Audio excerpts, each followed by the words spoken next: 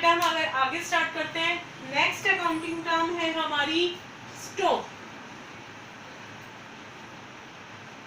जो ये term stock है, ये किसके लिए यूज किया जाता है? ये उन गुड्स के लिए जो आपने परचेज किए थे, किसके लिए? रीसेल के लिए। आपने गुड्स परचेज किए थे किसके लिए? रीसेल के लिए। और वो क्या बच गए हमारे? अनसोल्ड। अनसोल्ड बच गए कब? At the end of the year. ठीक है, तो उन गुड्स के लिए जो हमारे गुड्स क्या हो गए? अनसोल्ड बच गए at the end of the year, उसके लिए क्या टर्म यूज होगी? स्टॉक।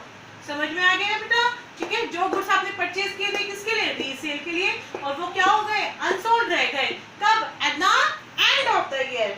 ठीक है, तो वो क्या कहलाएंगे? हमारे स्टॉक। और स्टॉक कितने टाइप के होते हैं? 2 types. Opening stock and second one is a closing stock। ठीक है, जो स्टॉक ईयर के ओपनिंग मतलब स्टार्टिंग, तो ईयर के स्टार्टिंग में जो बिना बिका माल था हमारे पास वो कहलाएगा ओपनिंग स्टॉक, और जो ईयर के एंड में बिना बिका माल है, अनसोल्ड गुड्स है, वो कहलाएंगे हमारे क्लोजिंग स्टॉक। अंडरस्टूड? ठीक है, next one is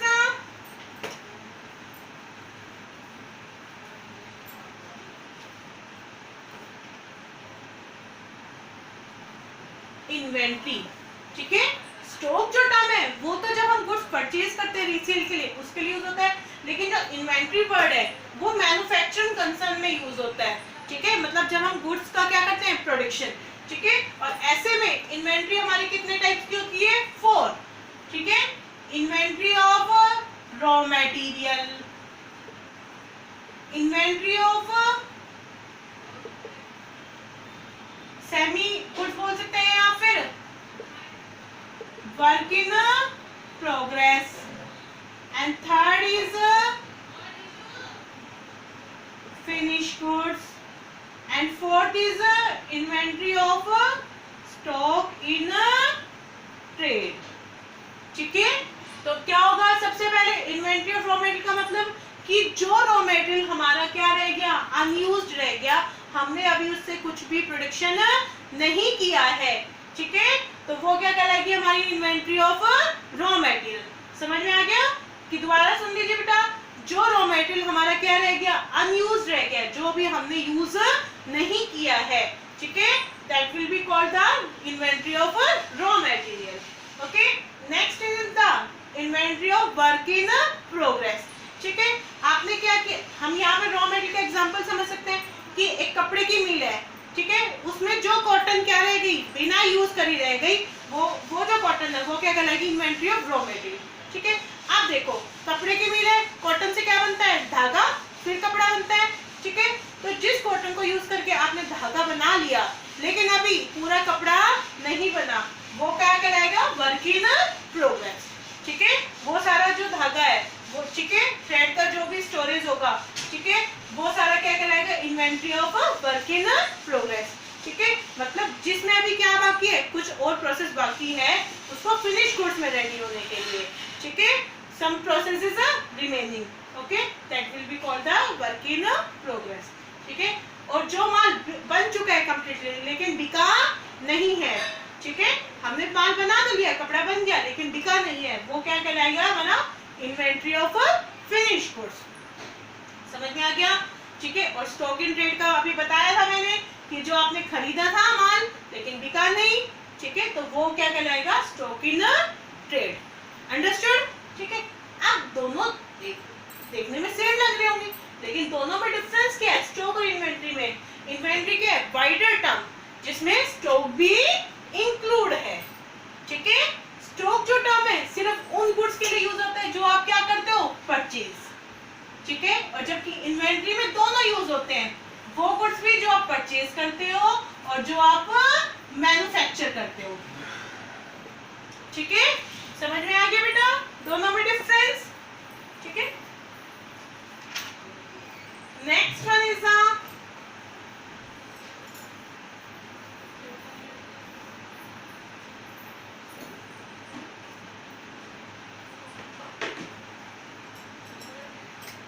trade receivables, ठीक है। Trade receivable refer the amount receivable on the account of sale of goods और services rendered by the company in normal course of business. Trade receivable क्या होती है बेटा? वो अमाउंट जो हमें क्या होती है, रिसीव करनी होती है, ठीक है। कैसे? जब हम गुड्स को क्या करते हैं, सेल करते हैं, ठीक है, सेल ऑफ गुड्स। आपने माल बेचा उधार में, ठीक है, और आपको अमाउंट रिसीव करनी हो तो वो क्या कहलाता है हमारे बिजनेस के लिए? ट्रेड रिसीवेबल, ठीक है। हम दूसरे बोल सकते हैं कि हमें जिससे भी पैसे लेना होता है, एक बिजनेस में माल बेचा, ठीक है, बिजनेसमैन ने किसी को गुड्स सेल किए, ठीक है, या फिर कोई सर्विस प्रोवाइड की और क्या हो गया, उसको उसी टाइम पैसे नहीं मिले, बाद में मिलने हैं, ठीक है, तो वो टर्म क्या कहलाएगी हमारी? ट्रेड रिसीवेबल, ठीक है। और ट्रेड रिसीवेबल हमारी टू टाइप्स के होते हैं, डेटर्स और second one is the bills receivable, ठीक है। जब आप गुड्स किसी को उधार में बेचते हो, ठीक है, that person are called the debtors. इसमें बी साइलेंट होता है, ठीक है, डेटर्स नहीं बोलेंगे इसको, डेटर्स, ठीक है। तो डेटर्स कौन होते हैं बेटा? वो पर्सन जिनको हमने क्या किया है, माल उधार में बेचा है। When the goods are sold on credit, ठीक है, फॉर सम बिजनेस और enterprises that are called the debtors, ठीक है, वो डेटर्स कहलाएंगे। ओके, ये बिल्स रिसीवेबल क्या होते हैं ये मैं आपको क्लास में बताऊंगी प्रॉपर अच्छे से, ठीक है, समझ में आ गया। Next one is trade payables, ठीक है। देखो, जिस तरह एक बिजनेस को पैसे रिसीव करने होते हैं, रिसीव कब करने होते हैं? जब वो गुड्स को क्या करता है, उधार में बेचता है। तो बिजनेस सिर्फ गुड्स उधार में बेचता नहीं है, खरीदता भी है, ठीक है। तो समझ में आ गया अब कि जब हमने क्या किए, गुड्स उधार में खरीदे, ठीक है, और हमें किसी को पैसे देना है बाद में, हमने उधार में खरीदे हैं, तो वो क्या कहलाएंगे हमारे? Trade payable. और ट्रेड पेबल भी दो तरीकों के होते हैं, एक होते हैं हमारे क्रेडिटर्स और दूसरा बिल्स पेबल्स, ठीक है। तो क्रेडिटर भी समझ में आ गया होगा ऐसे ही कि जब जिनसे हमने उधार में माल खरीदा है, ठीक है, वो सप्लायर जिनसे हमने गुड्स क्या किए हैं, परचेज किए, किसमें? क्रेडिट, ठीक है, दो supplier are called the creditors. Understood, ठीक है। इसके बारे में हम बाद में डिस्कस करेंगे।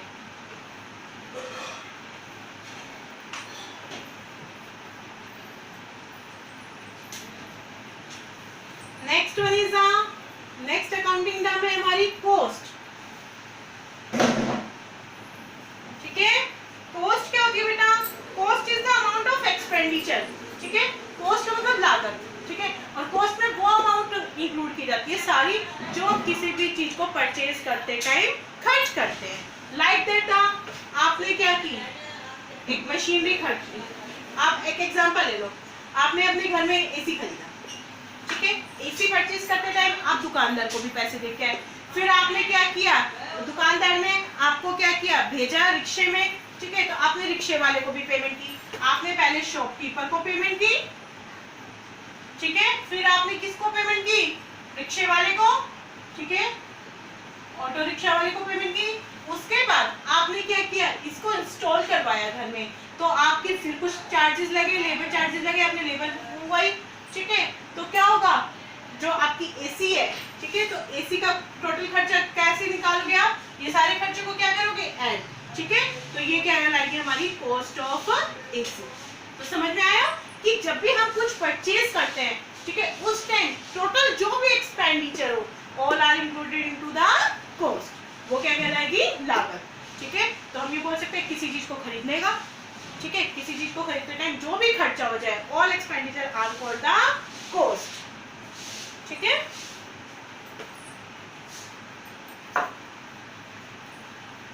नेक्स्ट अकाउंटिंग टर्म है हमारी डिस्काउंट। डिस्काउंट समझ में आ रहा है, छूट, ठीक है, रिबेट, डिस्काउंट हम बोल सकते हैं रिबेट, और ये टू टाइप्स की होती है, ठीक है, trade discount and the cash discount, ठीक है। ट्रेड डिस्काउंट होती है व्यापारिक छूट, ठीक है, और कैश डिस्काउंट होती है नगद छूट, ठीक है।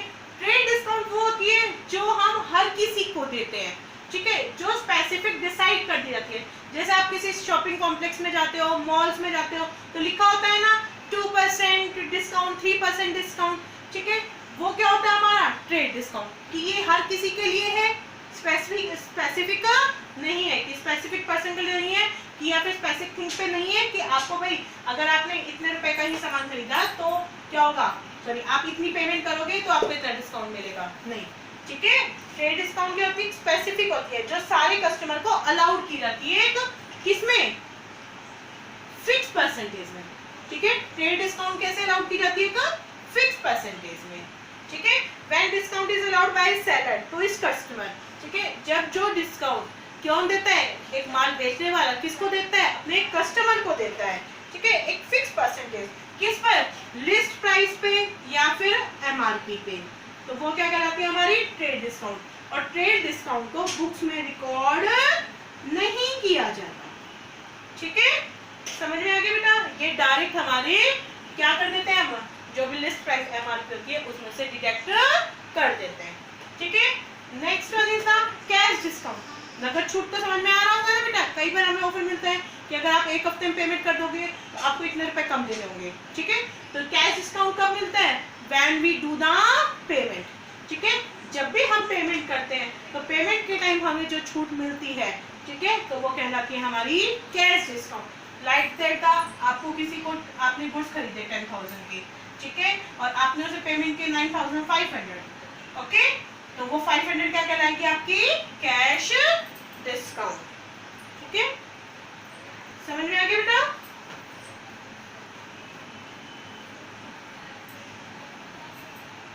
नेक्स्ट वन है हमारी वेरी इंपॉर्टेंट टर्म जीएसटी, ठीक है।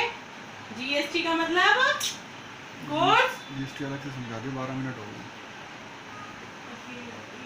गुड्स एंड सर्विस टैक्स, ठीक है, इसके बारे में आगे कंप्लीट चैप्टर आएगा, बस यहाँ पे यही सुन लो कि जीएसटी क्या होते हैं, गुड्स और सर्विस टैक्स, ठीक है। जितने भी इनडायरेक्ट टैक्स थे वो सब क्या कर लिए गए, इंक्लूड कर लिए गए एक ही टैक्स में, और उस टैक्स का क्या नाम रख दिया गया है, जीएसटी। जीएसटी में जितने भी इनडायरेक्ट टैक्स थे, आपकी कस्टम ड्यूटी, वैट, सीएसटी, ठीक है, ऑल आर इंक्लूडेड, ठीक है। और ये कब होता है, जब आप गुड्स परचेज करते हो और बेचते हो, ठीक है।